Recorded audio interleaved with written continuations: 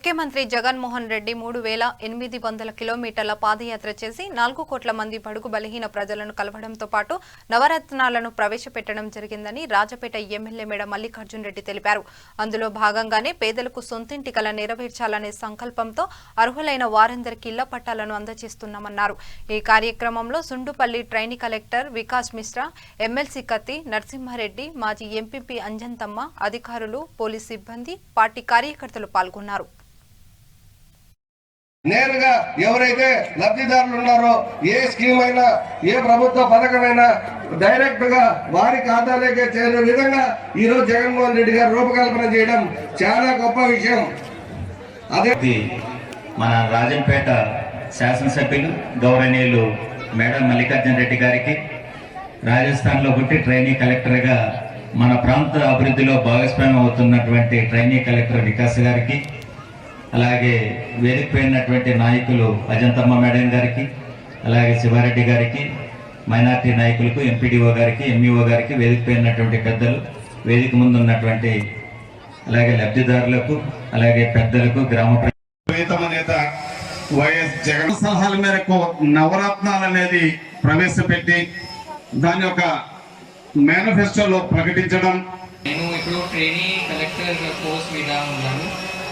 ఇక్కడే నేను 40 డేస్ వరకు ఎంఆర్ఓ ఆఫీస్కి స్టే చేస్తాను.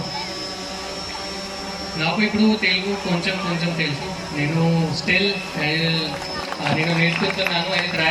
నేను రాజస్థాన్ నుండి ఇక్కడే వచ్చాను. So I'm like in Andhra cadre. ఇప్పుడు Andhra cadre IAS officer for next 37 years.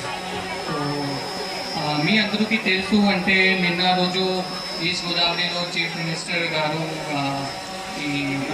House site scheme he launch పేదలకు అందించాలని చెప్పి ఒక భగవద్గీత గాను, అలాగే ఖురాన్ గాను, అలాగే బైబిల్ గాను భావించి అది ఒక ప్రత్యేకంగా పేద ప్రజలకు అందించే ఒక నవరత్నాలని ప్రవేశపెట్టడం, చెప్పడం, ఆయన హామీ ఇవ్వడం జరిగింది.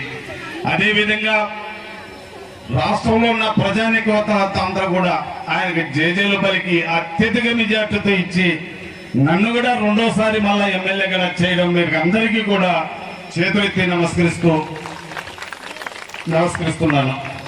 ఎందుకంటే మనం చూసాం, ఇప్పుడే నాడు నేడు అనేది కూడా మనం ప్రస్ఫుటంగా చూస్తున్నాం. ఎందుకంటే మనమందరము ఆడవాళ్ళు ముఖ్యంగా 50% అంటే దాదాపు దాంట్లో 70% 70% ఆడవాళ్ళకు వచ్చింది. మనకి ఇంటితో మనము ఆడవాళ్ళము చాలా అనుబంధం ఉంటుంది. మగవాళ్ళు పొద్దున్నే పోతారు, సాయంత్రానికి వస్తారు.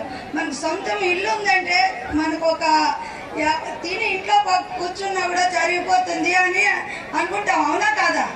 మనకు సొంతం ఇల్లు ఉండాలి అనేది ప్రతి ఒక్క ఆడపిల్ల, పెళ్ళైన ప్రతి ఆడపిల్ల కోరుకునేది ఏమంటే. సార్ గారికి, వికాస్ సార్ గారికి మన ఎమ్మెల్యే సారు దుశ్శాలువ పురహారంతో సన్మానిస్తున్నారు.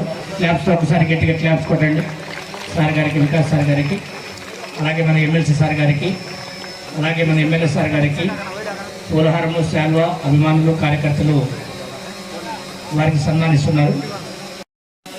అలాగే పార్వతమ్మ, ఎవరమ్మా? పార్వతమ్మ. నెక్స్ట్ లక్ష్మీదేవి. ఏం పేరమ్మా? పార్వతమ్మకి ఇవ్వండి ఒకసారి. నెక్స్ట్ లక్ష్మీదేవి రెడీ ఉండమ్మా.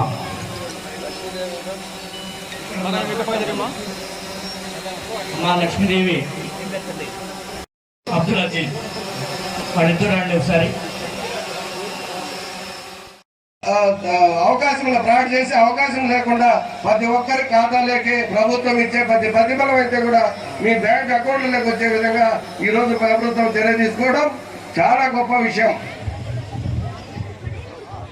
ఎక్కడే కానీ ఈ ప్రభుత్వంలో దళారీ వ్యవస్థ కానీ ఇంకోరు ఇబ్బంది పెట్టే పరిస్థితులు లేకుండా నేరుగా ఎవరైతే లబ్ధిదారులు ఉన్నారో ఏ స్కీమ్ అయినా ఏ ప్రభుత్వ పథకమైనా డైరెక్ట్ గా వారి ఖాతాలోకే చేరే విధంగా ఈరోజు జగన్మోహన్ రెడ్డి గారు రూపకల్పన చేయడం చాలా గొప్ప విషయం.